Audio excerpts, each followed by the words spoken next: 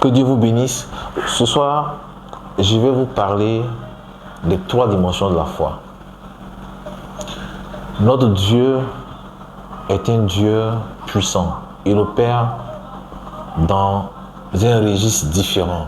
Vous savez, dans la vie, souvent, nous avons nos choix, nous avons nos désirs, nous avons notre manière de voir les choses. Mais en tant qu'être humain, notre manière de voir les choses est différente. D'abord, de nos semblables. C'est-à-dire que ta manière de voir la vie, ta manière de voir une certaine chose, elle est différente de ton voisin, différente de ta voisine, différente de ton parent, différente de ton ami, différente de ton époux ou de ton épouse. À plus forte raison, notre Dieu créateur. Toi, tu vois des choses comme quoi tu voudrais avoir telle chose en 2 jours. Tu voudrais avoir un truc orange, un truc vert, et que c'est ce qui serait idéal pour toi. Or, c'est pas ça l'idéal pour toi. C'est pas ce qu'il te faut réellement. Tu te dis non, mais il faut que je sois dans telle région. Et dans cette région-là, tu serais le plus à l'aise. Alors que c'est pas ce qu'il te faut pour que tu sois à l'aise. C'est ce que Dieu veut. C'est le plan de Dieu pour ta vie qui te met réellement à l'aise. Parce que tu n'es pas venu au monde de par toi-même. Tu es de par la grâce de Dieu. Tu existes et tu es vivant de par la grâce de Dieu. Et celui qui t'a amené sur terre, là, c'est celui-là même qui sait où tu dois aller pour réussir. Comment tu dois faire pour réussir. Qu'est-ce que tu dois faire pour réussir. 3 dimensions. Jésus a rencontré, lors d'une fête des Juifs, un paralytique. Un paralytique à la piscine de Bethesda. Et là-bas, il y avait plusieurs malades. Mais notre Seigneur, il s'est penché sur un seul malade, un paralytique qui souffrait depuis 38 ans. Et la Bible dit que notre Seigneur, il s'est mis devant ce paralytique. Il a vu ce paralytique. Mais ce qui va nous retenir là, dans leur conversation, c'est ce verset. Jean chapitre 5, verset 1, Jean chapitre 5, verset 8. Le verset 8, c'est là que nous allons rester. Ce verset 8 est tellement condensé et que c'est là que nous allons tirer l'essence de notre message de 8 à 10 minutes. La Bible dit que Jésus, après avoir conversé avec le paralytique, il lui a adressé cette phrase au verset 8. Jésus lui dit, 2 points. Lève-toi, prends ton lit et marche. Je vous rappelle qu'il ne s'adressait pas à un homme qui avait toutes ses capacités. Il s'adressait à un paralytique. C'est-à-dire qu'il y a un homme qui est paralysé. Un paralytique, ce n'est pas quelqu'un qui marche avec un seul bras tordu ou un cou tordu, mais c'est quelqu'un qui est couché, qui ne peut pas se mouvoir, qui est paralysé. Il est paralysé. Ce n'est pas seulement un estropié, mais il est paralysé. Il est paralysé. Il est donc couché.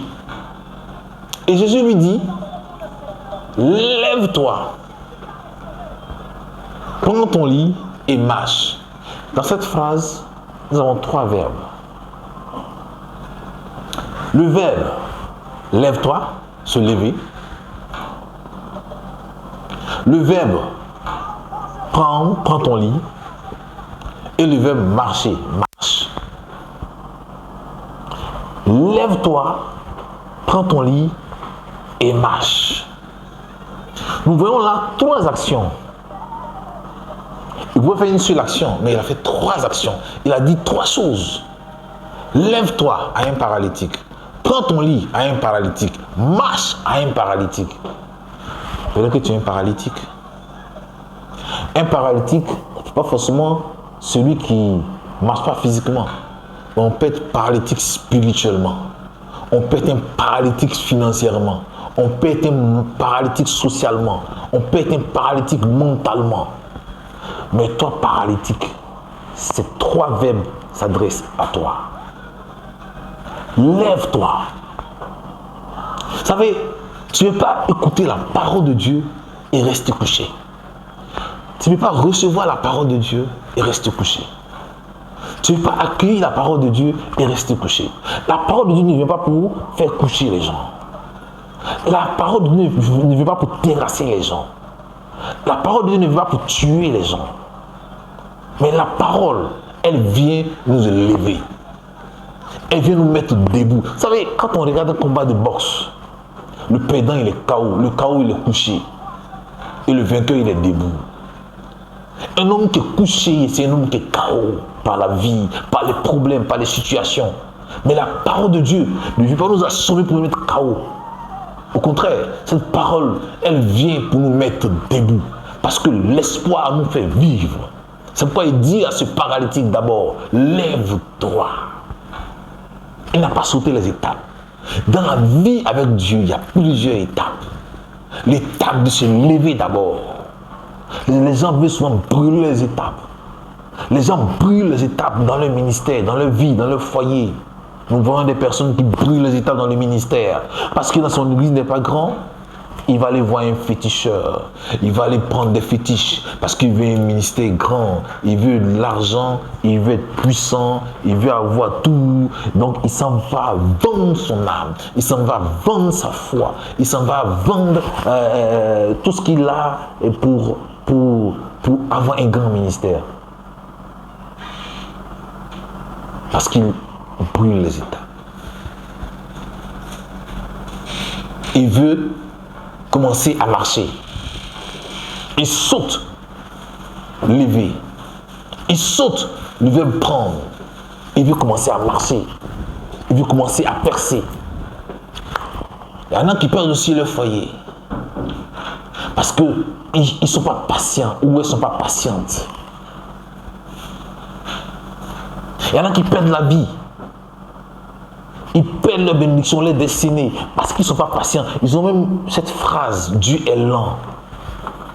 Il n'y a pas plus rapide que le Seigneur. Parce que c'est lui qui a créé même le mot rapide. Il n'y a pas plus rapide que le Saint-Esprit, parce que la rapidité vient de lui. Parce que c'est lui qui a créé la rapidité. Quel animal est le plus rapide de la terre? Qui l'a créé? C'est Dieu. Quelle action il ne peut pas mener? Le plus rapide en miracle, c'est Dieu. Mais c'est un Dieu de principe. Il faut respecter les principes, la méthodologie, les principes, les dimensions de la foi, les 3 dimensions de la foi qui t'amènent à ta destinée. Lève-toi. Lève-toi. La parole t'amène à te lever.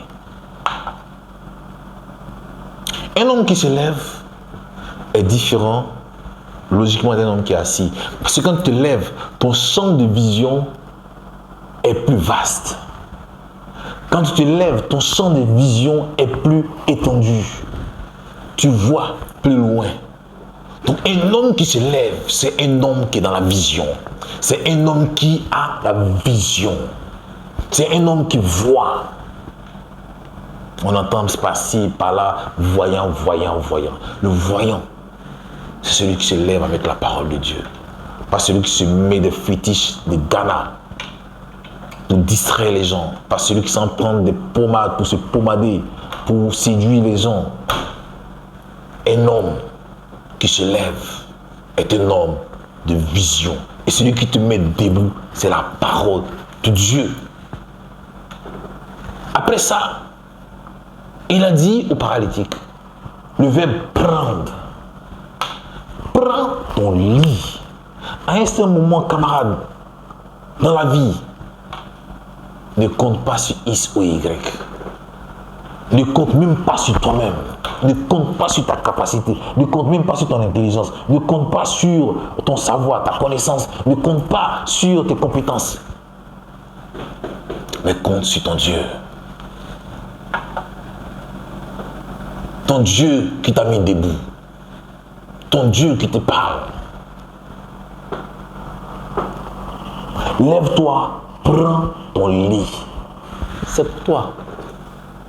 Il veut dire, lève-toi, prends le lit de ton voisin. Lève-toi, prends le lit qui est derrière toi ou bien qui est à gauche. Lève-toi, prends le gobelet. Lève-toi, prends autre chose. Il dit, lève-toi, prends ton lit. Le lit, c'est quoi? C'est là où il dort. C'est sa demeure. C'est là où il se repose. Lève-toi, prends ton lit. Prends ta destinée en main.